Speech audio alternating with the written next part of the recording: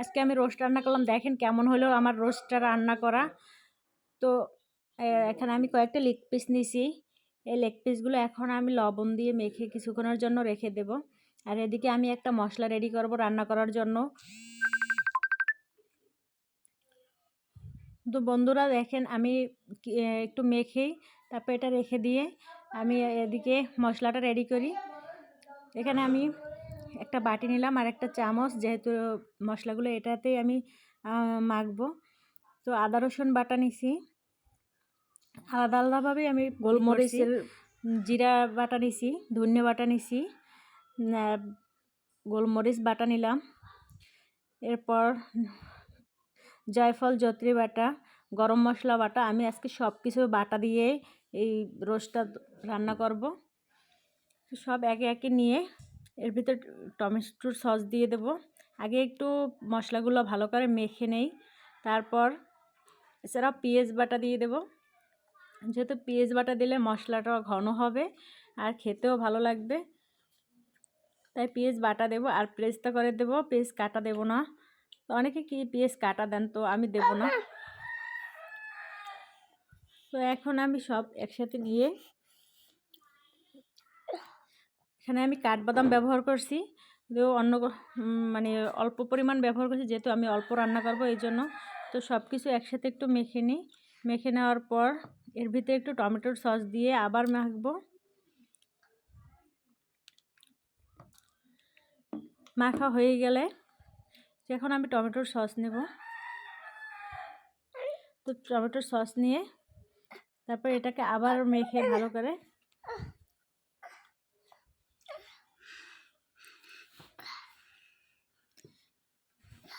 তারপর টক দই দিয়ে দেবো। টক দইটা আমি বাসায় করেছিলাম, যেহেতু তাড়াহুড়ো করে করছি, আগে মনে ছিল না, তাই একটু পাতলা রয়ে গেছে। তো আমি এভাবেই দিয়ে দিলাম। টক দইটা দিলে কোনো সমস্যা নাই, যেহেতু আমি এটা মশলা ভুনবো। মশলাটা ভুনার পরে টক দইটা আর কোনো সমস্যা হবে না। তো এবারটা ভালো করে মেখে তারপর রেখে দিই। আর এদিকে আমি মাংসটা ভাজার জন্য রেডি করতে আসি। তো এই যে দেখেন আমি ভালো করে একটু মেখে নিই।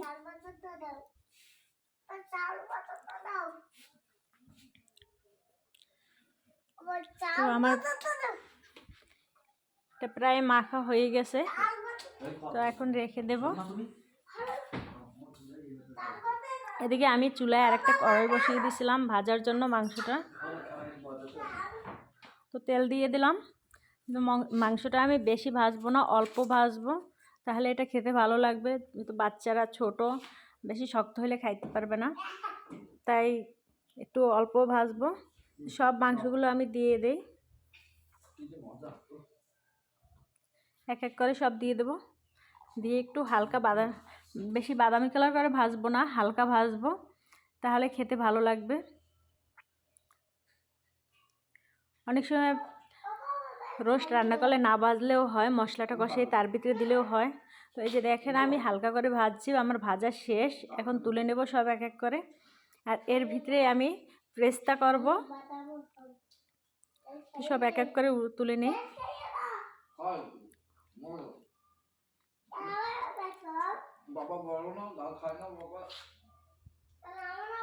দেখলে মনে হয় যেন আমি ভাজি না অত, কিন্তু আমি আগেই বলছি যে আমি হালকা করে ভাজছি সবগুলো, বেশি ভাজি নেই। তো বাচ্চারা বেশি শক্ত খেতে পারবে না, তাই ওরা একটু নরম পছন্দ করে, তাই অল্প ভাজলাম। এখন আমার এই তেলের ভিতরেই আমি পেস্তা করে নেব, আর এই তেল দিয়েই রান্না করব। তো এই যে আমি পেস্টগুলো দিয়ে দিলাম, এখন ভেজে পেস্তা করে নিই।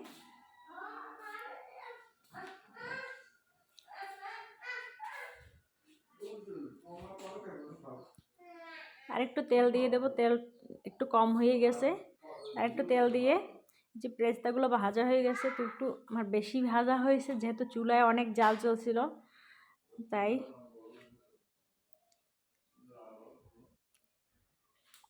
যেহেতু লাকড়ির চুলায় রান্না করি এই জন্য এই প্রবলেমটা হয়েছে। গ্যাস হইলে অতটাই হতো না। এদিকে আমি মশলাগুলো সব দিয়ে দিলাম এই একই তেলের ভিতরে, এটাতেই রান্না করব। তো ভালো করে মশলাটা কষাই নেব।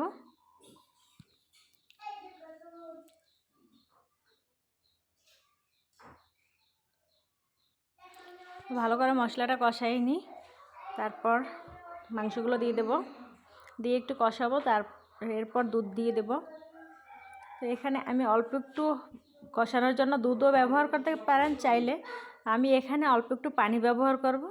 পানি ব্যবহার করে তারপর দুইবার পানি ব্যবহার করব, একবার না, তাহলে মাংসের মানে মশলার ঘ্রাণটা থাকবে না। তো আমি একবার পানি দিয়ে দিলাম, আরেকবার আপনাদের দেখাইলাম না। দুইবার পানি দিয়ে মশলাটা ভালো করে কষাই নিলাম। এখানে তেজপাতা আর গরম মশলা দিয়ে দিলাম, আবারও বাটা যেহেতু দিয়েছি তারপরে আস্তে কিছু দিয়ে দিলাম। চাইলে দিতেও পারেন আপনারা, না দিতেও পারেন। আর লবণ দেওয়া হয়েছিল না, তো এরপর লবণ দিয়ে দিলাম আবার। এখন ভালো করে কষাই নিই। তো কষানোর পরবর্তীতে এই যে দেখেন আমার এটা প্রায় কষানো হয়ে গেছে। তো এখন আমি আবার একটু টমেটোর সস দিয়ে দেব, তাহলে এর ফ্লেভারটা আরও সুন্দর আসবে। এই যে দেখেন আমার প্রায় কষানো শেষ। এর ভিতরেই আমি মাংসগুলো দিয়ে দেব, দিয়ে একটু নেড়েচেড়ে তারপর দুধ দিয়ে দেব।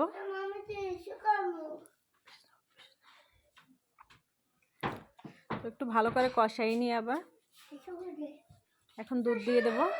এটা আমাদের সবসময় রোজ করি, এটা আমাদের গ্রামেরই গরুর দুধ, একদম খাঁটি। তো দেখেন কতটা ঘন দুধগুলো। এটা দিয়ে আজকে রান্না করব। তো এটা ভালো করে একটু নেড়েচেড়ে দিয়ে একটা ঢাকনা দিয়ে দেব। এখন ঢাকনা দিয়ে কিছুক্ষণ জাল করে আর উপর থেকে কিছু কাঁচামরিচ দিয়ে দেই।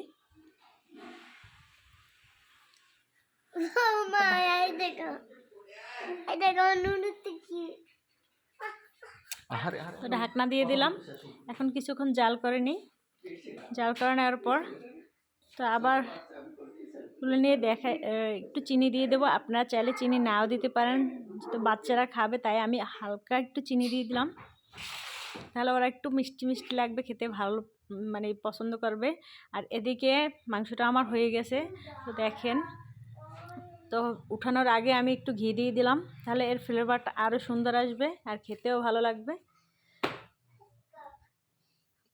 তো এখন আর একটু নেড়ে চেড়ে তারপর তুলে নিই। এই যে আমার মাংসটা হয়ে গেছে, রোস্ট রান্না করা শেষ। তো এবার তুলে নেই। একদম গ্রাম্য পদ্ধতিতে আমি রান্না করছি, আপনারা গুঁড়ো মশলা দিয়ে রান্না করেন তাহলে ফ্লেভারটা আরও ভালো আসবে। তো আমি সাদামাটা একদম রান্না করে দেখাইলাম, পরবর্তীতে আবার দেখাবো গুঁড়ো মশলা দিয়ে রান্না করে। তো এখন উপর থেকে এই যে দেখেন পুরো ইটা, তো উপর থেকে একটু পেরেস্তা দিয়ে দেব। আর কেমন লাগলো আমার রান্নাটা, ভালো লাগলে কমেন্টে জানাবেন। আর আমার পেজটি ফলো করে পাশে থাকবেন, চ্যানেলটি সাবস্ক্রাইব করে দেবেন। আর ভালো থাকবেন সবাই।